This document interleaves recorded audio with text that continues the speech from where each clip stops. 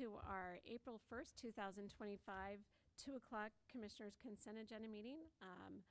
Let the record reflect that we have not received any written testimony for today's agenda, and we are striking.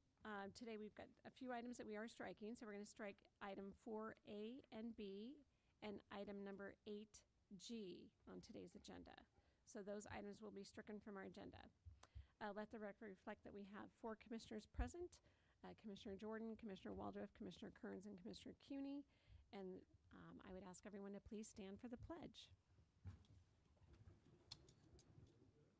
I pledge allegiance to the flag of the United States of America and to the republic for which it stands, one nation, under God, indivisible, with liberty and justice for all.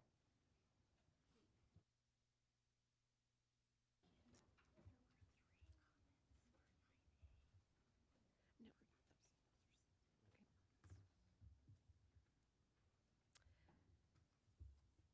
Okay. And I guess we are correcting. I've got for our public hearing item number 9. We did receive 3 written comments for that, as well as we have people here to testify. So we will get to that when we get down to item number 9. So we will start with the open public forum. I do have,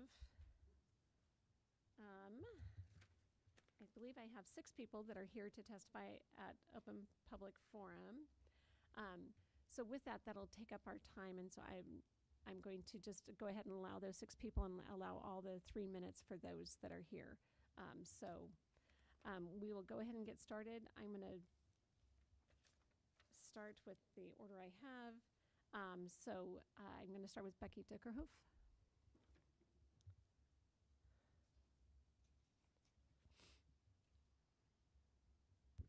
Becky Dickerhoof, Spokane City. Fact: homelessness usually happens because of economic reasons such as job loss, and many people have nowhere else to go but outside. Many shelters are full or limited to people who are sober, straight, free of disability or criminal history, and or willing to separate from their children, partners, or pets. This is from the United States Interagency Council on Homelessness. As of today, April 1st, 2025, Goldman Sachs has raised the probability of a U.S. recession within the next 12 months to 35%, citing concerns about President Trump's trade policies. This is a jump from a 20% estimation. Currently, the bank has placed the GDP forecast at just 1% and the expected unemployment rate to 4.5%. Goldman Sachs is more positive than other institutions who look at 50-50 odds. What does that mean for those who face home insecurity and homelessness?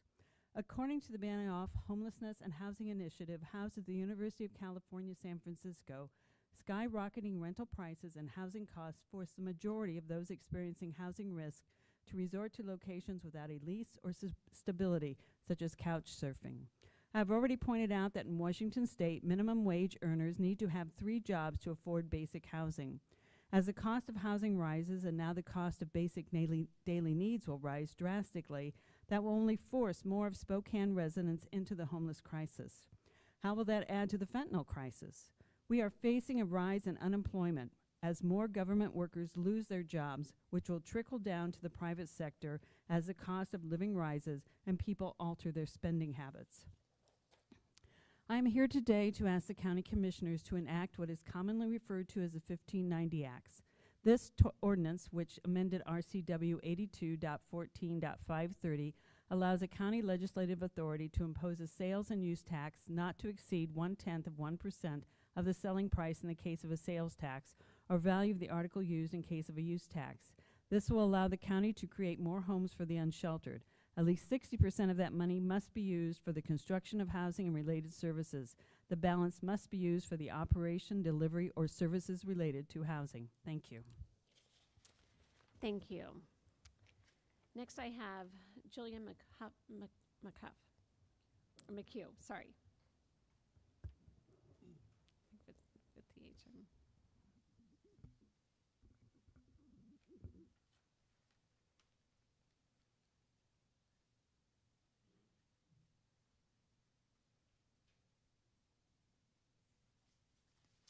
Good afternoon. I'd first like to correct the record that I did, in fact, submit public comments, written comments, at 11:57, which I believe 12 o'clock is the cutoff day to receive email. And I sent it to all of you as well. Did you not receive that? Maybe I'm in your junk folders. Well, no, it could have. Usually the clerk lets us know. We don't all have time to look at our emails right I before, understand. so- Well, I have so, my but thank you. version, and I'll leave it with the clerk Yes, as I step away. thank you for. Thank you. I'm Julia McHugh, Palisades Neighborhood. I'm here to congratulate you on the efforts to renew the Aquifer Protection Area ballot initiative. However, West Plains residents, where I live on a contaminated well, are being left out of the benefits that would result if voters pass this ballot initiative. In 2024, we residents were promised, and none of this has come to pass. A summary of the 2017-2020 Who Knew What When about the airport PFAS. Also, we've been promised a clean piped water within a year. That's been about a year. Effective whole house interior-exterior filtration systems. Nothing. And formation and agency of a county-supported West Plains Safe Water Task Force. Seen none of that. The public record reflects 4 instances of hearty support for long-term drinking water protection by including the West Plains within a renewal of this APA. Those dates are in your email. We PFAS-impacted residents are alarmed to understand this support has vanished. We residents request inclusion of the West Plains on this ballot issue. If excluded from the latest proposition of this renewed ballot issue, where is a separate ballot issue for the West Plains residents and the West Plains aquifer system? Where is it? Where is the APA outreach and advocacy to also impacted West Plains municipalities, Airway Heights, Medical Lake, Cheney, and Four Lakes? Leaving constituents to fend for themselves cannot be construed as representation, nor is it wise to disregard a critical, irreplaceable resource relied upon by thousands of residents and taxpayers. Inexplicably, the Spokane Regional Health District has thus far elected to sit out this public health crisis. The West Plains has more than 4,000 sole source wells, drinking wells, 50% of which are impacted by PFAS at levels above the EPA maximum contaminant levels. Given the critical services provided by the West Plains and the widespread legacy contaminant impacts from 90 years of aviation activities on our sole source of drinking water, any citizen would assume that advocacy on the part of the entire County Commission and Spokane Regional Health District would be forthcoming. So we are due some answers. What is the impediment to this board and the Regional Health District support and allocation of resources for short and long-term protection of the West Plains aquifer system? And 2, where do you suggest we turn to initiate effective action to address this public health crisis? So I have 36 seconds, and I'm going to wait for an answer to any of this or an explanation to why we are being ignored. The West Plains has 2 airports, a prison. We take all the garbage. We have landfills closed and open. We have casinos. We have all kinds of goodies that make this place function. Why in the world would you ignore the West Plains? We have a separate, distinct aquifer system, and absolutely very few people were aware of that in positions of decision making. So I'll sign this and give this to Ms. Shelley. Thank you. Thank you. And thank you for correcting the record that the email was sent. Glad to do it. So next I have Terry Horn.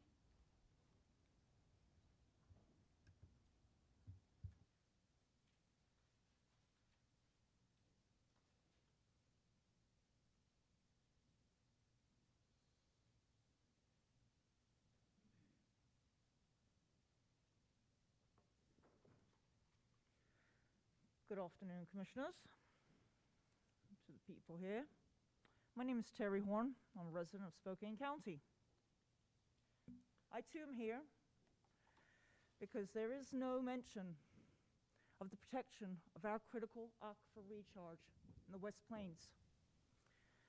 The map I'm holding up is a public identifiable record with Spokane County. In fact, this came from Spokane County, February 13th of 2018.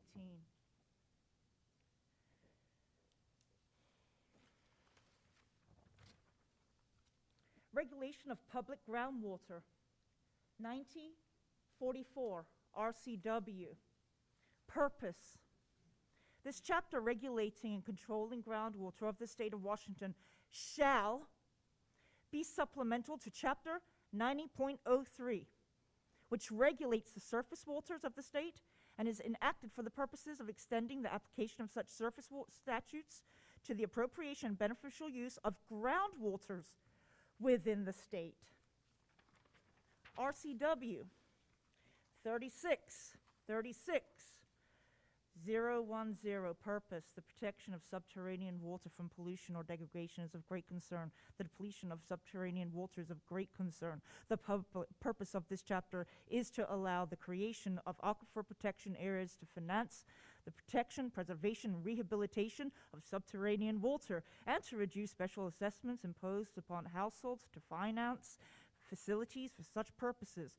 Pollution and degradation of subterranean drinking water supplies and the depletion of subterranean drinking water supplies pose immediate threats to the safety and welfare of the citizens of this state. I didn't have a mandamus as you do. You have a mandamus. That means do your job. The SCCCO Chapter 11.20, the Spokane County Critical Area Ordinance, clearly states that you are required to protect our groundwater. However, the Grand Ronde is not in your comprehensive plan. It is not in your SCCCO Chapter 11.20. That needs to be amended by your Planning Commission. And if you think you're going to be able to protect your water, you may need to protect the high-risk drainage areas in the West Plains, North Glenrose, and North Spokane, and Central. Because those are the three high-risk drainage areas, and if you don't protect those, we will continue to have a decontamination of our aquifers. Please, protect our aquifers. It's your job. Thank you. Next, I have Mike Peterson.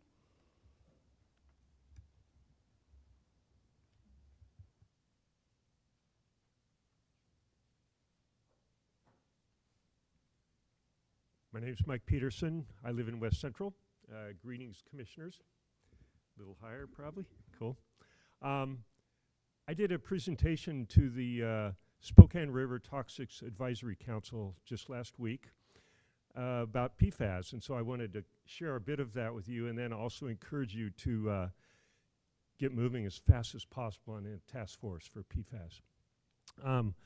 What I pointed out and what I'm sure everyone thinks about is the West Plains between Deep Creek and the Spokane River just pours this contaminated water into the Spokane River.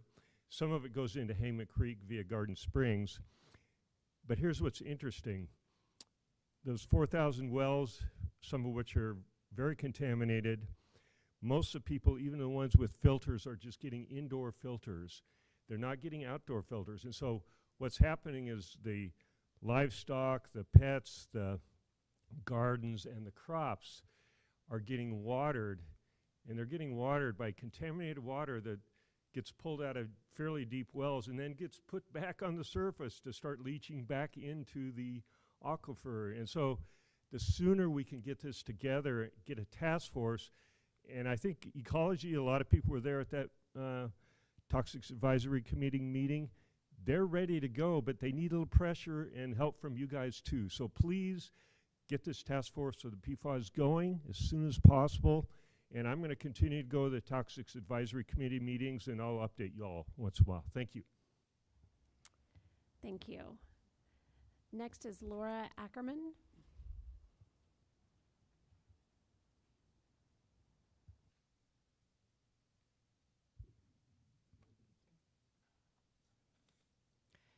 Good afternoon, Commissioners. Laura Ackerman. I live on the West Plains. I want to tell you a story. I've lived on the West Plains for 27 years, and a neighbor who has lived there longer than I have told me a story of when he was a child in the 1950s growing up in a farm in North Lincoln County. His family had a hand-dug well. And one warm summer day, his parents went to town, and he noticed the well was low in water. He decided to help the well by adding more water from the garden hose.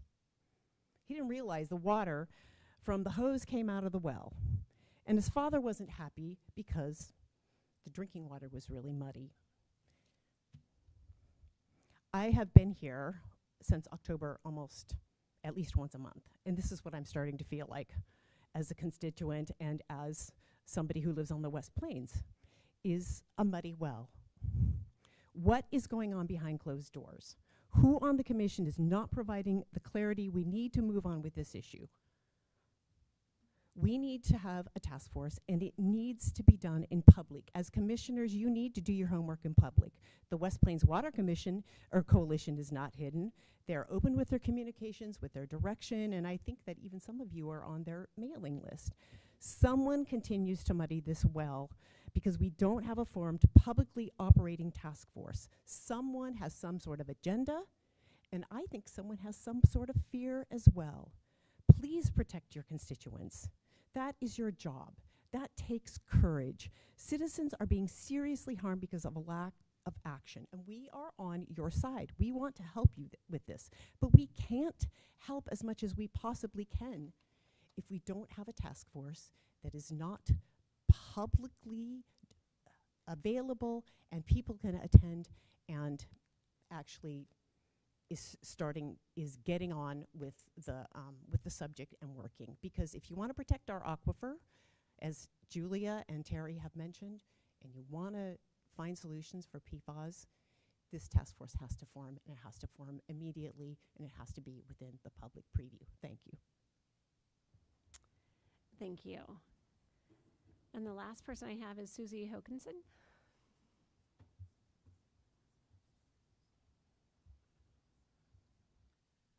Susie Hokinson, thank you both for coming. Oh, I thought you were leaving. Anyway, hi, and Jennifer's here too. Anyway, I've been coming for over 2 years, and there are many, many issues I care about. Most of you know me. I'm really concerned about the water on West Plains, very concerned about the homeless. But once again, I'm here about the land acknowledgement. And I've been here many times about it. It's been over 300 years that we have possessed the land. There's all kinds of issues. But I'm wondering, what will it take for the 5 of you to look at the situation? Many, many places have land acknowledgements. It's a simple thing. It would only take 3 of you. You all have my phone number. I would like to hear from each one of you. What will it take? I've told you before, I'm embarrassed. I know I am only wealthy because of stolen land. And please let me know, what will it take? I can provide 100. It doesn't need to be fancy. I actually had notes written down this time, and then I brought the wrong book because it's going to be really like I was, but I did have something here. A land acknowledgement or territorial acknowledgement is a formal statement that acknowledges the indigenous people of the land. It may be in written form or be spoken at the beginning of public events. The custom of land acknowledgement is present in Canada, Australia, and New Zealand, and more recently in the United States. Please consider it. I might just make you look at me for a minute of silence. I won't, because you'll take a minute to call me. Thank you. Okay, I'm going to close our public hearing at this point. And I'm going to, we have 3 proclamations today, so we are going to go ahead and get started with our first one, which is in the matter of proclaiming April 3rd, 2025, Giving Joy Day for Eastern Washington University's 143rd birthday. Madam Chair, I would like to read this proclamation in the form of a motion. Whereas, for 143 years, Eastern Washington University has trained the region's workforce by providing applied learning that leads to relevant, in-demand careers rooted in the liberal arts that integrates critical thinking, communication, and problem-solving skills, and is continuing to do so today as the region's polytechnic. And whereas Eastern Washington University daily fulfills its mission to provide an inclusive, equitable, and transformative learning experience, driving the pursuit of knowledge with affordable academic excellence, thus creating upward social mobility and intellectual growth for our students that support a healthy, sustainable, and economically successful region. And whereas Eastern Washington University faculty, staff, alumni, and their families have come together to build our future to ensure that EWU remains accessible and affordable to all, building healthy communities through hands-on learning, academic innovation, and a commitment to athletic excellence that continues to give joy to students through engagement, scholarship support, and dream fulfillment. Now, therefore, we, the Board of County Commissioners of Spokane County, Washington, on behalf of the citizens of Spokane County, do hereby proclaim April 3rd, 2025 as Giving Joy Day in honor of Eastern Washington University's 143rd birthday and its innumerable contributions to our region, dated this first day of April 2025. Second. Okay, I have a motion and a second. Any further discussion? And we'll make the motion, then we'll get a presentation. I'll just say congratulations, EWU. This has become a yearly tradition to recognize this. Thank you for your contributions to our community. And have to give a shout out to my favorite EAG, Ron Valencia here, that keeps all our meetings on task and visible on Zoom. Very good. All those in favor, please signify by saying aye. Aye. Aye. Aye. So we have Tessa Delbridge. No. No, unfortunately, you don't have Tessa today. You have Okay. Linda Safford, Oh, I'm but that's sorry. okay. Thank you, Commissioner. Thank you, Linda. I'll be very brief. I just want to thank you on behalf of the students and faculty and staff for your annual recognition of our celebration, this one, our 143rd. I've brought you some, I promise, de minimis recognition for you remembering us. Thank you. And then we will, once you're done, we will come down and we want to get a photo with you. Thank you very much. I appreciate that. And I hope you'll come out to campus and visit us and celebrate there with our students who are working very hard on that applied learning. Thank you. Very good. And we'll have you stay. We'll have you come up and we'll give you the proclamation and take a photo.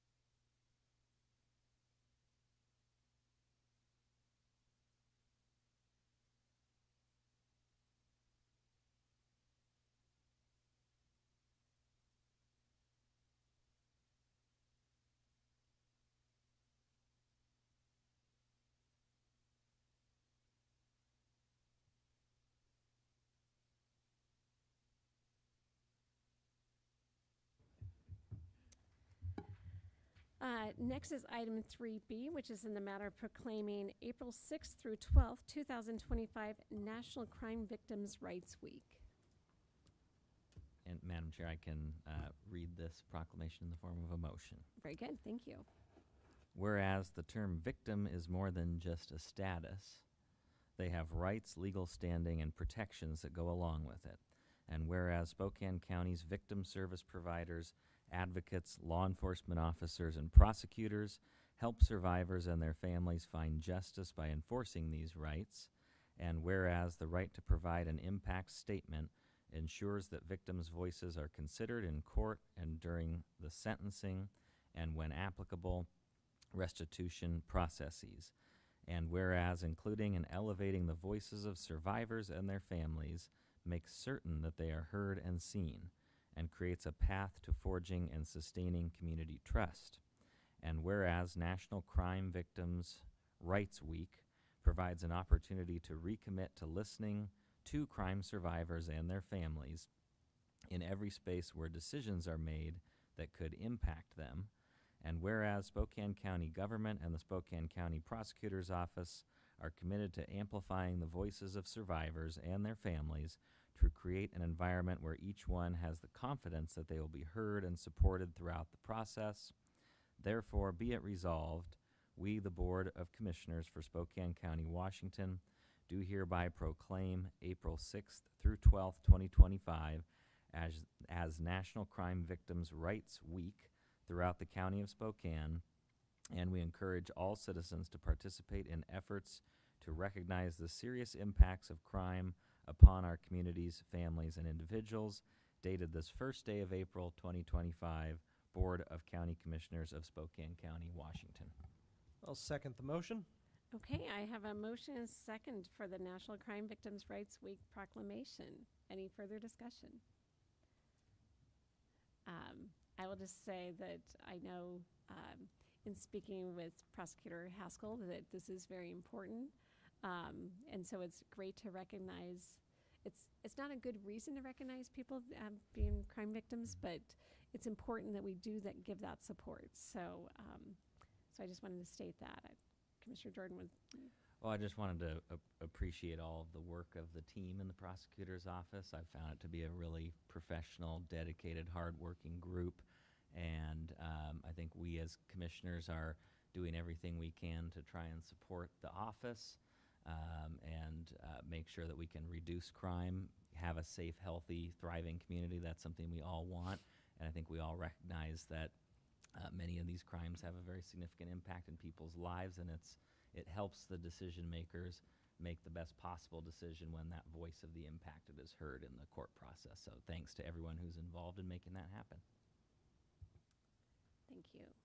All those in favor, please signify by saying aye. Aye. Aye. Motion passes unanimously. Mr. Haskell, Prosecutor Haskell, would you like to come up and speak to this? And then we'll have you come over here, and then we'll present the proclamation to you and take a photo. Thank you very much. I want to thank the board for entertaining this proclamation. We do have very few opportunities to publicly praise the work of the people that work for victims. And as you know, as you look at the legislative rollout year after year, victims are not getting the attention I don't think that they should be getting. And as we work on reducing sentences for defendants and that sort of thing, and the cost of actually doing the crime goes down, and it's very important for governmental bodies locally as well as at the state level to raise the victim voices and the victim concerns. I generally call them the only non-volunteer in the courtroom, because nobody wakes up on a given day and says, geez, I hope I become the victim of a crime this day. So I appreciate the proclamation on the part of the board and the publicity and the understanding that victim rights are codified and they are and should be enforced. And it's very important not only for our office but for other electeds in the county to work towards the emphasis on victim rights just as much as we do the constitutional rights of those that are accused of crimes. So thank you very much for your time and your consideration on this. Thank you. Larry, we'll have you come up and we'll present this and take a photo.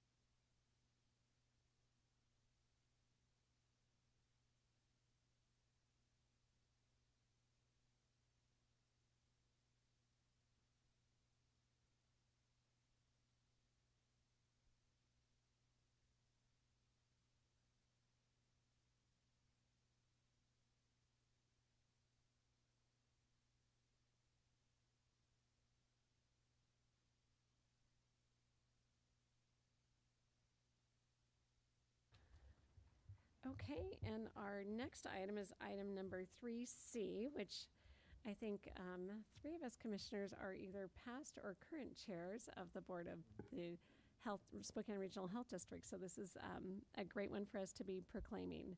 So this is in the matter of proclaiming April 7th through 13th, 2025, National Public Health Week in Spokane County. Madam Chair, I'd like to read this proclamation in the form of a motion. It's a little longer than the other ones, but there's some really important information in here. I'm just giving Kelly a hard time here.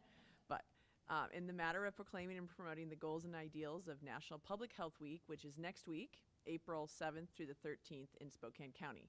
Whereas the week of April 7th, 2025 is the 30th anniversary of celebrating National Public Health Week, and the successes in public health over the past 3 decades have included deaths due to HIV/AIDS dropping significantly with antiretroviral therapy, ensuring most people with HIV can live normal lifespans and significantly reduce transmission. Smoking rates, which were as high as 25.5% among U.S. adults, have now fallen to 11.4%. due to comprehensive smoke-free policies, public awareness campaigns, and taxation of tobacco products. Childhood mortality has fallen to 5.4 deaths per 1,000 live births due to vaccines, better healthcare access, and nutrition. Lead poisoning, with 4.4% of U.S. children having elevated blood lead levels 30 years ago, has now fallen to less than 0.5% due to policies banning leaded gasoline and reducing lead in paints, pipes, and water systems.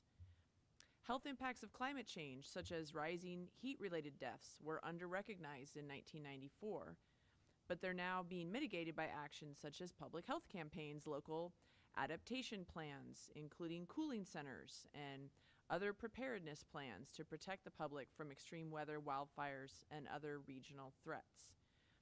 Pandemic preparedness, which was in its infancy in 1994, has now grown, especially after the COVID-19 pandemic, spurring significant advancements in mRNA technology, global vaccine deployment, and increased investments in infrastructure, stockpiles, and global surveillance, all of which must be sustained.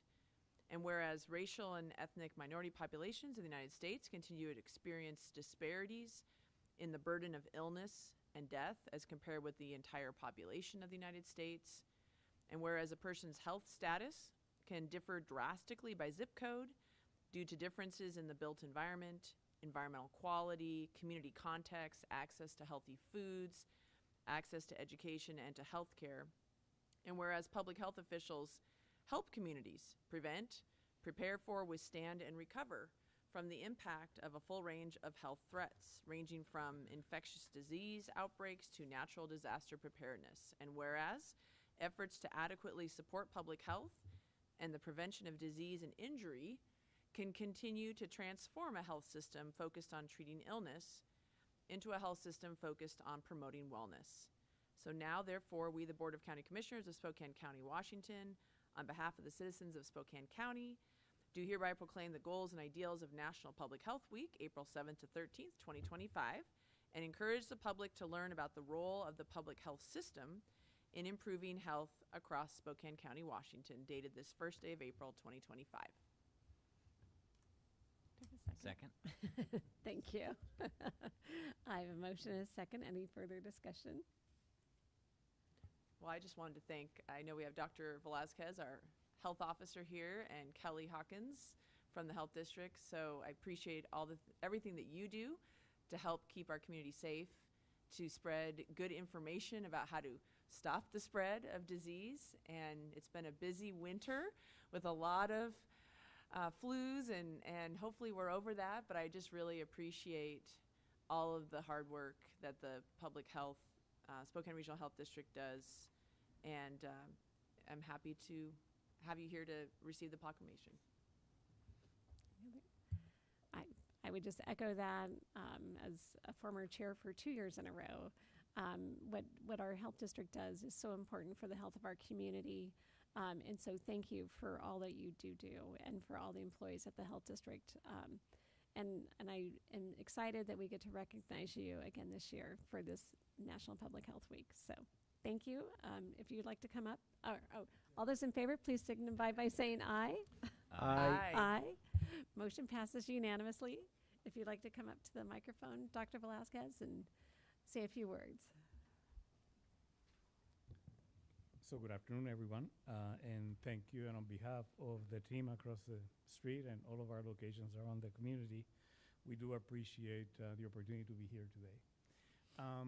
I have some pre-prepared notes, but Kelly knows that I will go off script because that's what I typically do. We did mention 3 decades, and actually, as of 1995, the first full week in April is celebrated at National Public Health Week. In 1995, I was still in Boston, actually, taking care of some of the patients that you mentioned there. It's totally amazing to me that we have come this far from what used to be lethal diseases to treatable and curable and preventable. Not because we didn't work very hard at it, but because of the efforts of everyone, including public health. So I think what I would like to say today, and when we have about 2 or 3 hours, I'll come back and talk about the history of public health in this country, which goes back to 1798, but I will not. We're here to celebrate the team. We're here to celebrate all the public health workers, not only in Spokane, but around the country. I don't focus on my friends across the street.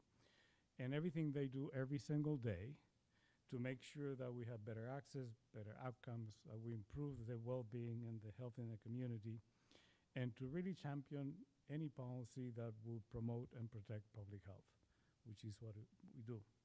Now, the interesting thing is public health starts with all of us. We all have a piece of it. Everything we do at home, everything we do in the workplace, everything we do in the communities, the care that we take of the places that we live, work, and play do impact our well-being. So from that perspective, the whole community is public health. This year, we're taking time in this special week to celebrate the many ways that public health work is carried out by the Spokane Regional Health District and the people that live here. Because we have to remember that public health workers are your neighbors, your friends, your coaches, your best friends, the people that you go out with. We're not just employees. So the reality is that it all starts with us, and us is everyone.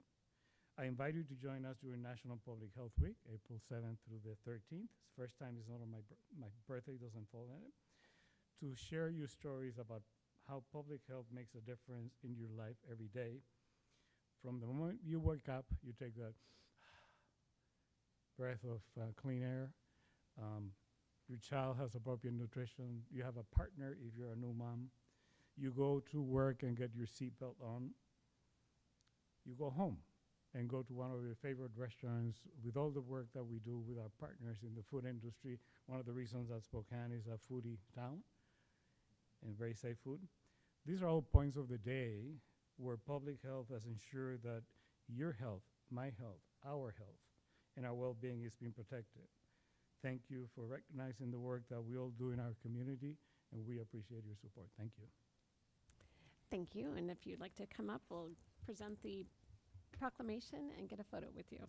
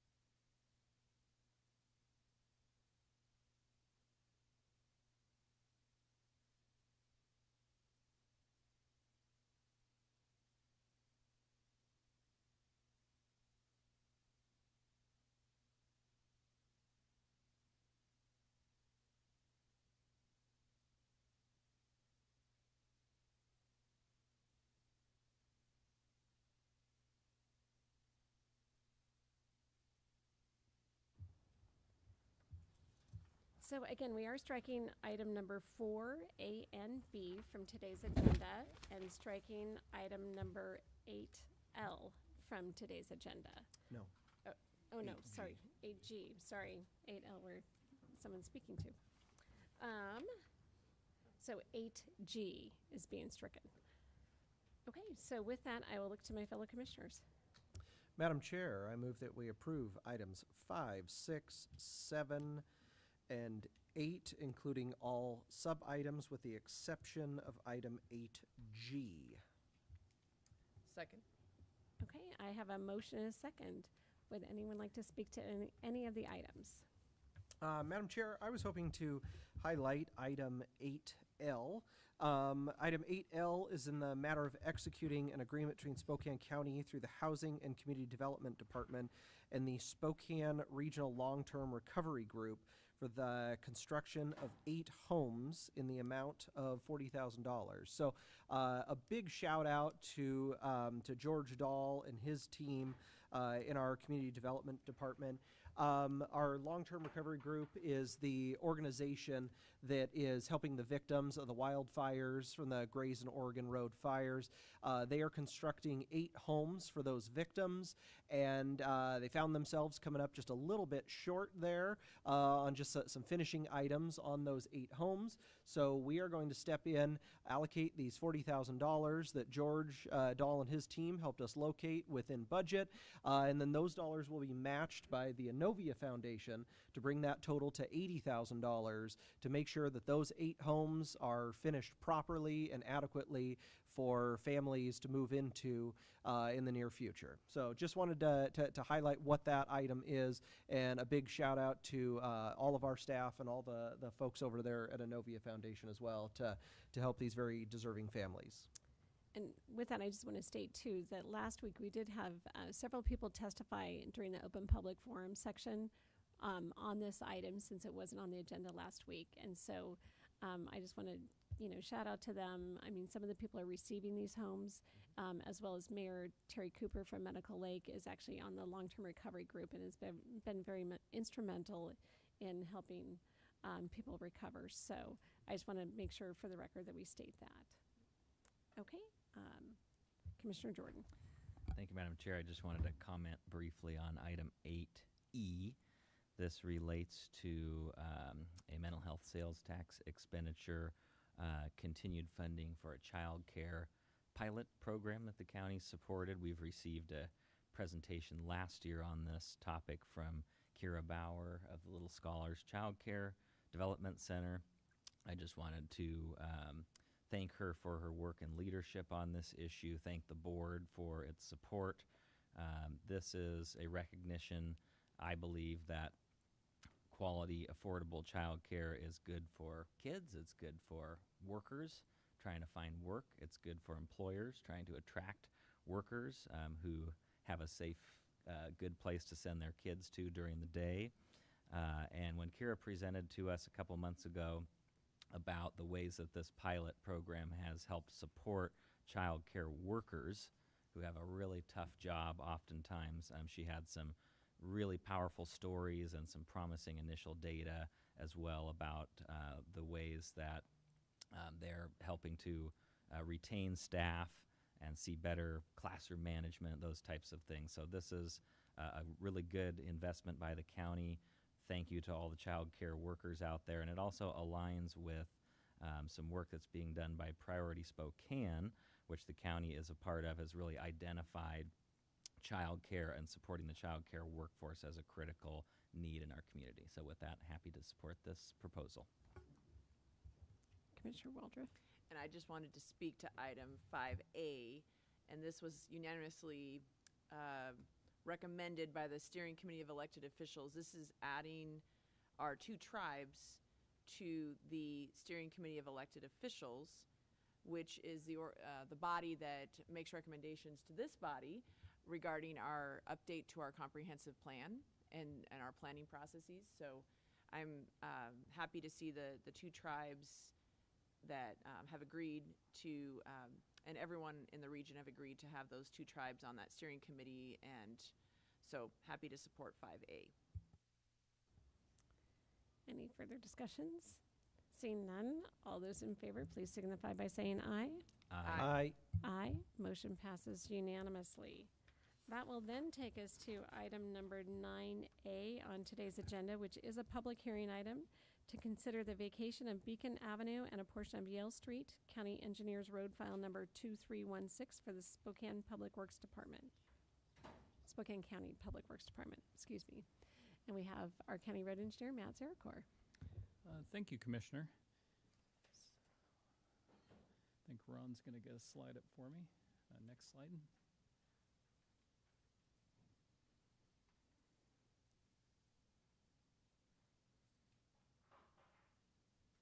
Okay, thanks, Ron. So the vacation that we're talking about today is, you can see, kind of in the northeast portion of the city, in the county, just outside the urban area. And you can see the two roads highlighted in red are Beacon Avenue is the east-west portion and Yale is the north-south portion. We talked with staff and they looked at it in the larger context of all the platting that was potentially available in the future development. And it was kind of a split on what the recommendation was. We would like to keep the north-south right-of-way, Yale Street, and not vacate it, and vacate to the portions of Beacon Avenue with the exception of where the intersects with Yale. The east-west portion, they feel we didn't need the additional connectivity. All the lots have other access or common ownership out to Lyons Avenue. But Yale, we can see in the future that we might want another north-south route through that area, so we would like to keep that right-of-way. Also, during our conversations, there was some concerns expressed about potential code violations that were existing or potentially ongoing. We spoke with our legal counsel, and their recommendation to us is that that information should be given little, if any, consideration in a decision on whether or not to vacate. The vacation decision should only hinge on whether we have any current or future need for the right-of-way, and it's the recommendation of our office that we keep Yale and vacate Beacon Avenue. And I'll be available to answer any questions. Are there any questions at this point? No, okay, so this is a public hearing item.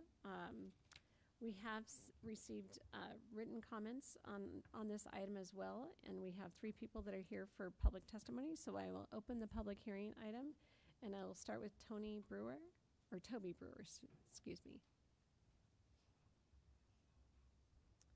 And Toby, if you just state your name for the record, and then you'll have 3 minutes. Yes, All right. that's fine.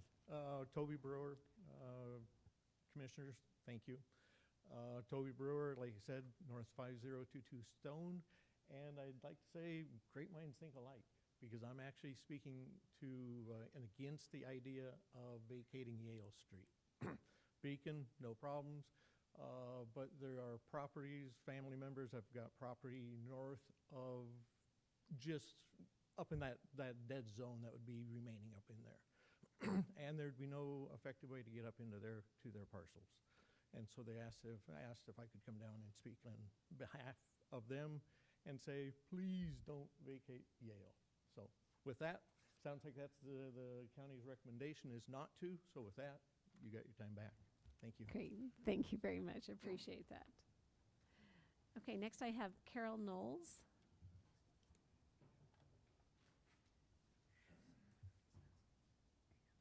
It's my first time doing this, so bear with me.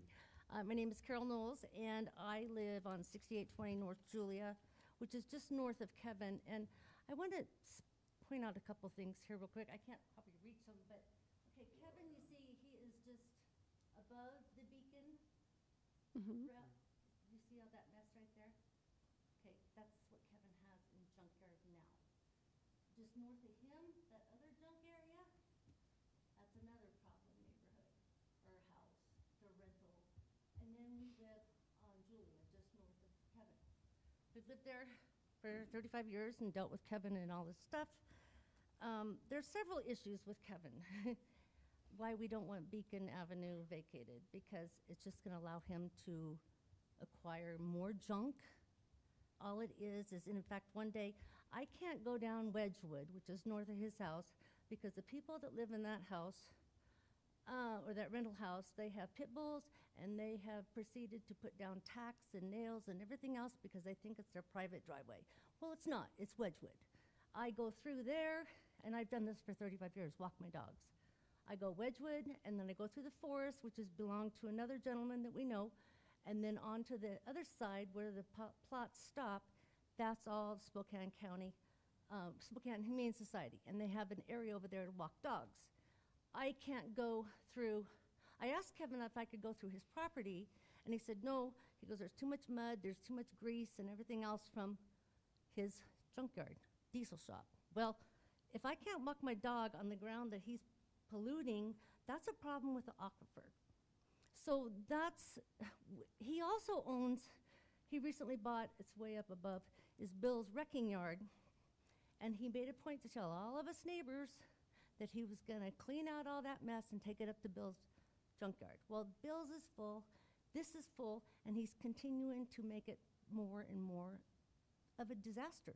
None of us neighbors were notified when he and his buddies came down here.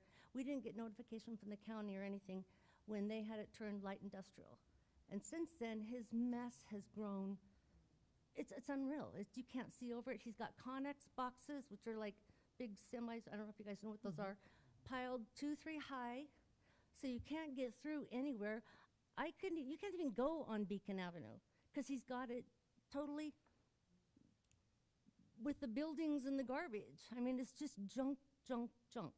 He has a serious obsession with collecting junk. So if you give him that property, that just gives him that much more space to junk. And I know my husband sent you guys letters in with pictures. Marty Jones sent you in pictures, and there is several people here in our neighborhood. We don't have deer that come through here anymore. The smells of diesel, we can't even sit out in our backyard in the summer because of the noise level of this diesel's running, the smell, and if you go for a walk, it's a junkyard, it's an eyesore.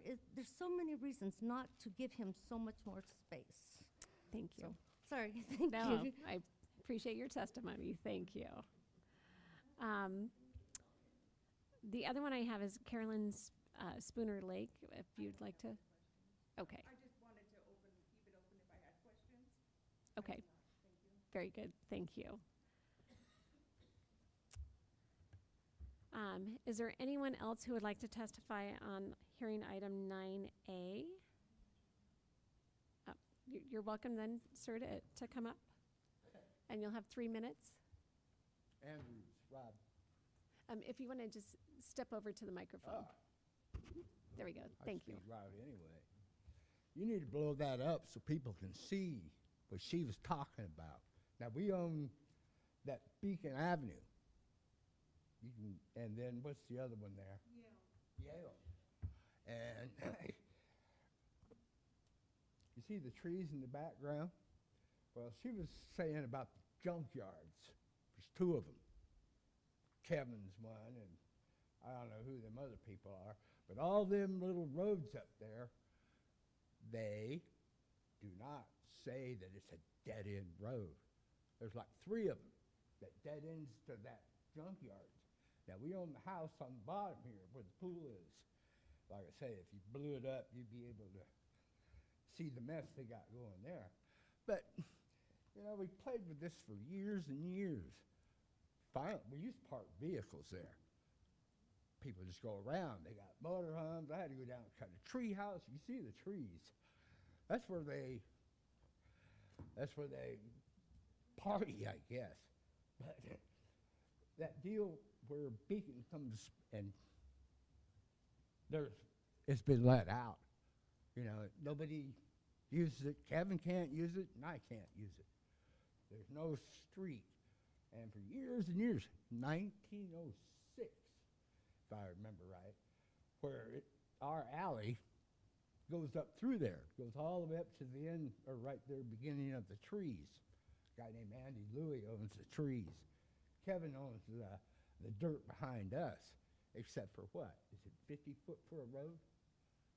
How many feet do people got to have a road? Anybody know? Anyway, I figure it's 24 feet. Now, I used to have I put 2 railroad ties there and put a chain on it. And somebody bickered, moaned, and groaned about it, and they called the county. The guy calls me up and said, "You got to take that chain down." I thought he was bluffing. Then he calls me again. He wrote me a piece of paper, certified mail. Either you take the chain down and we'll send somebody out there to do it. And I'm going to have to pay for that guy to go out there to cut my chain. And the reason we have it there is because that's the only way that people can actually get to the back of that. Because if you have it blow it up, you'll see all them streets there. They all dead into the trash pile. And if you drive to the end of those streets, well, it does not even say that it's dead end. So, them people that live on those streets, they have actually, there's no bridges to go into the trees. No, there's a little hill where that, whatever that red.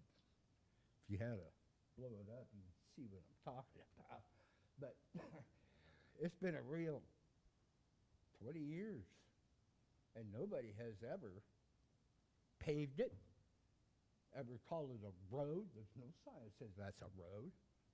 Everybody else got the name, but they don't have the dead end thing. And they don't want to go that way anyway because there's no roads. So it's kind of a real for me because if that's been vacated, or what do you call it, of roads since 1906, how come ain't nobody paved it? Thank you. Anybody got any ideas about Yes. that? But yet, Thank you. Your 3 minutes are Improving, up. huh? So well, I anyway. appreciate the testimony. You get my drift, though. Yes. No, thank you. They're using that alleyway to get to the back, and that's what they can't. Thank you. No, you can only speak once. So, no.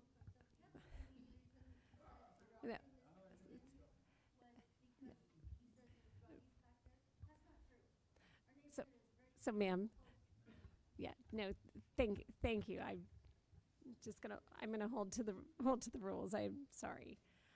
So is there anyone else that would like to testify? Okay, seeing no one else, no one online, I'm gonna close. Oh, okay.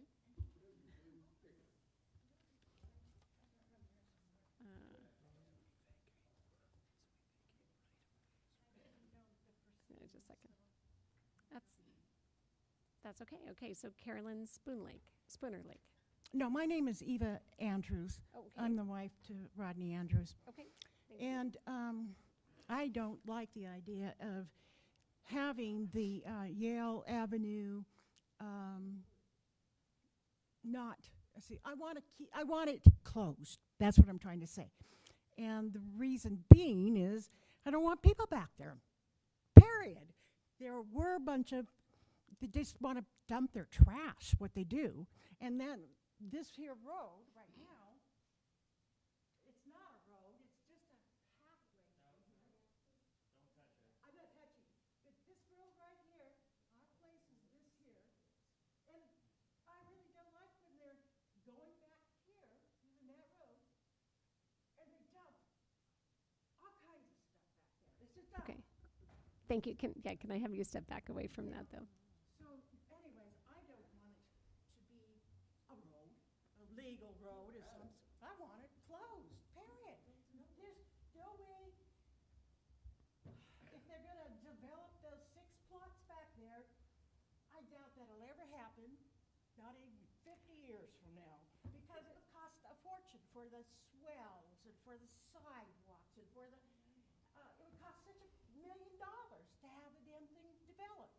Let's have it closed. That's my opinion. Thank you. Please, no clapping. Thank you.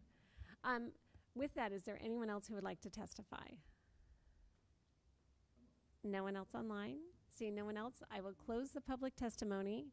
And Mr. Zarakor, if you want to come back up, because I think we've got a couple of questions for you.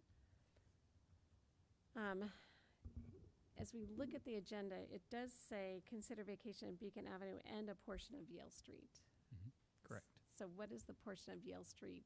Because Yeah, that was the petition, the name of the actual petition. Our recommendation is only to vacate the portions of Beacon, excluding the intersection with Yale, and to keep the Yale right-of-way intact. Okay, so I guess I just want to make sure we'll, on this item.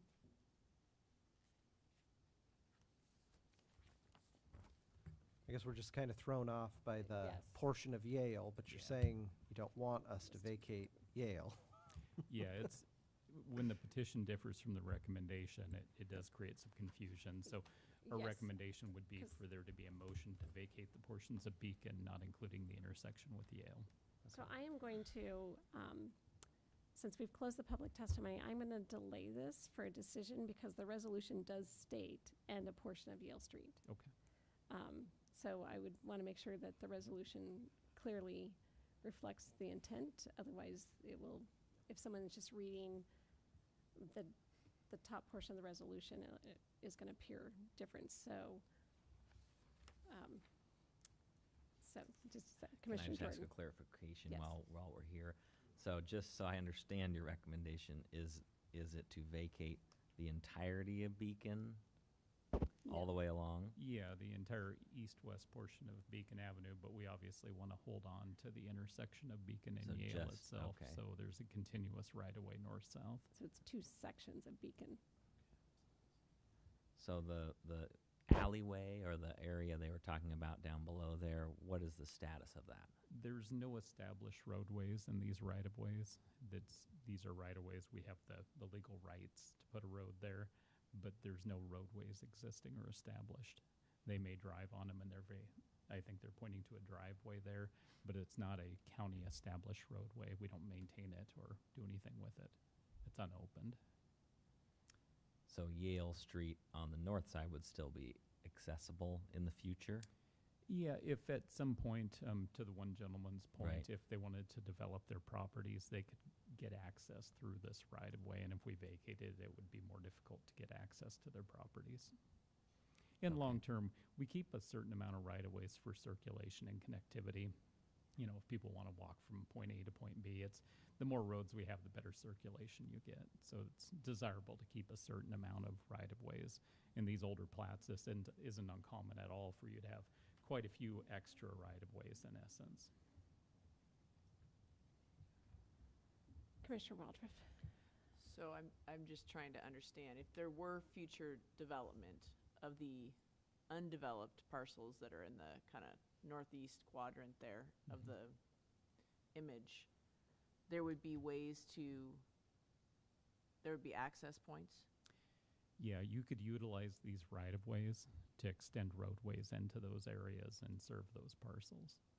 And they could be private in public right-of-ways, they could be public roadways, or they could be driveways, depending on the number of lots you're trying to serve. Okay. So that's possible without Beacon there? Correct. Okay. And then my question is, with vacating the Beacon right-of-way, does it get split amongst the property owners on each side? Or how does that It work? ties back to how they were originally dedicated, and that's correct. In a plat like this, typically the north half of Beacon would go to the properties on the north side, and the south half of the Beacon right-of-way would go to the properties on the south side. It'd be evenly divided. Okay. Commissioner Jordan. Just a further clarification on the Wedgwood part up on top, when it continues out, and then the reference was made to kind of, walking the dogs out there. Is that also a kind of right-of-way that's not dedicated road currently? You know, I would have to look at our mapping to see if it's established. Typically, if you see a road name and a line like that, depending on what type of GIS we're looking at, that often means there is an established roadway there. So Wedgwood could very well be an extend. old established Okay. roadway, yes. I'd have to look, though, to be certain of it. We don't typically name the right-of-ways unless there's an established road, though. Okay, so it seems like there might be a couple more questions, and since we're going to delay the decision until next week, or 2 weeks, since we're off next week, so we can ensure that the resolution is properly stated, that we can all, look at that again and make sure that it's stated correctly and then make a decision at that time. So, so thank you, and I want to thank everybody coming down for public testimony. Sorry that we are going to delay this decision, but we want to make sure that the resolution is properly stated for it, so it reflects what the county road engineer's recommendation is.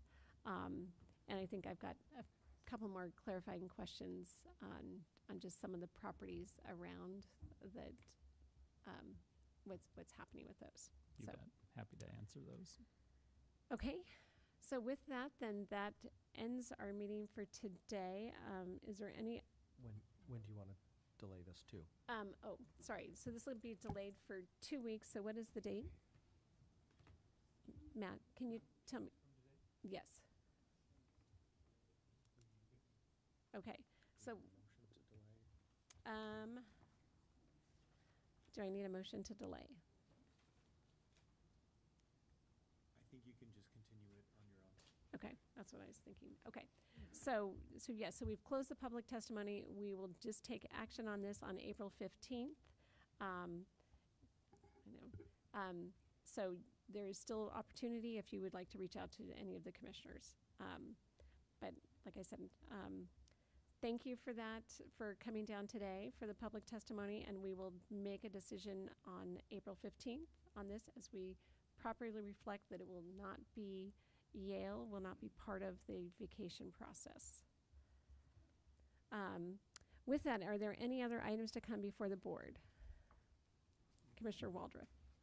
Madam Chair, I was going to see if Jeff McMorris could come up, and we were just wanting to give a few updates on the request for. Jeff, I'm going to have you go to the mic just so. Oh, there we go. I mean, just can because I stand. think otherwise people don't see you there. So you can still be missed. Just an update on the requests that we are making in DC for congressionally directed spending for projects of importance for Spokane County. So last week I did fly back and worked with John Colton to reach out to Representative Baumgartner's office, Senator Murray, and Senator Cantwell, because they all have, in the last 2 weeks, have had their congressionally directed spending request portals open. And the board had decided to move forward with requests for the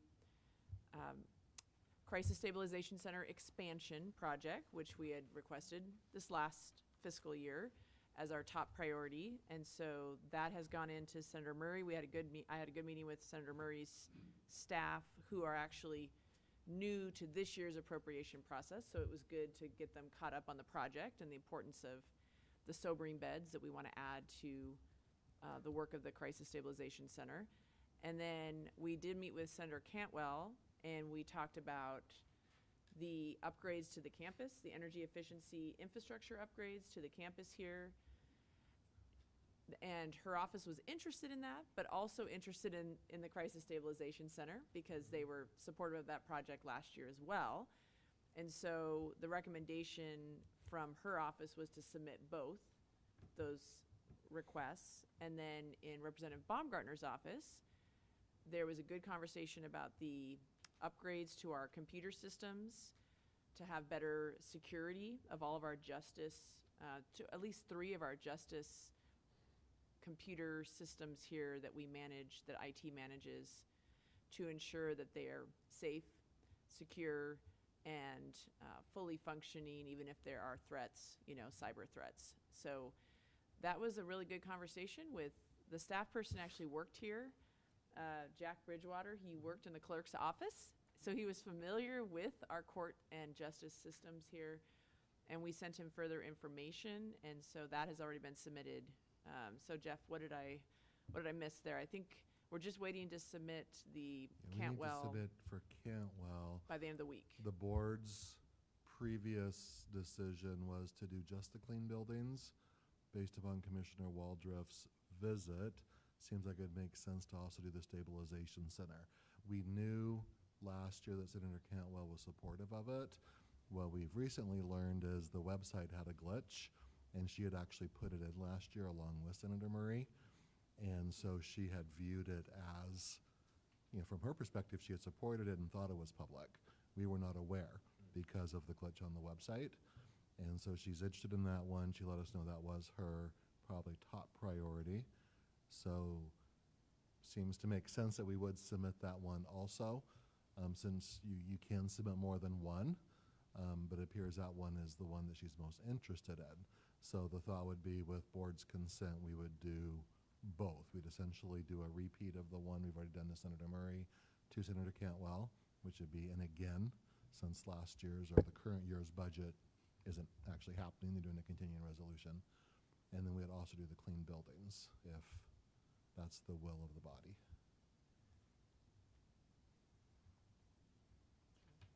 Yeah, Sounds good. I think so. Okay, Yeah, thank you. Senator Cantwell is very engaged in the opioid, the work to address opioids in the community, the work to address mental health. So the message from her staff person was she's still very supportive of that project. And I guess, unfortunately, the Appropriations Committee had not accurately published all of the things that she had supported last year. So that was the recommendation, to submit both. And if we don't get both this year, we can submit one again, in the following year. So. Okay. Very good. Thank you. Thank you. Commissioner Kearns. So, and apologize and bring this up this morning. So, we are reaching the end of the work, the ARP funded work out at Newman Lake with the infrastructure that we put in the water. The folks out there and the staff that's been working on that project, we're hoping we could do some sort of ribbon cutting out there. So, just want to kind of get head nods to maybe work with Martha Lou and Pat and Charissa on finding a date that works for everybody and holding an event out there. It probably won't be done till the end of April, so we'll probably kick it till later in May, just in case there's any delays, as if things don't quite go as planned. But so we do look at maybe late May to have some sort of ribbon cutting out there. Are you going to scuba dive to the bottom to the aerator? I'm not that strong of a swimmer, but if you would like to do it, I'll be there to cheer you on. So. Since that was a big part of it, was what's in the water. Yeah. It's stuff you can see some of it, but not all of it. But just imagine it's there. Sounds good. Everybody good with that? Okay. We'll get started on it and reach out with dates. Mr. Simmons, Mr. Folsom. I have nothing further, Commissioner. No items for me. Okay, thank you. So this will conclude our 2 o'clock meeting. We are off next week as commissioners, and we will not be meeting, so we'll be back for our 2 o'clock on April 15th. Thank you all very much.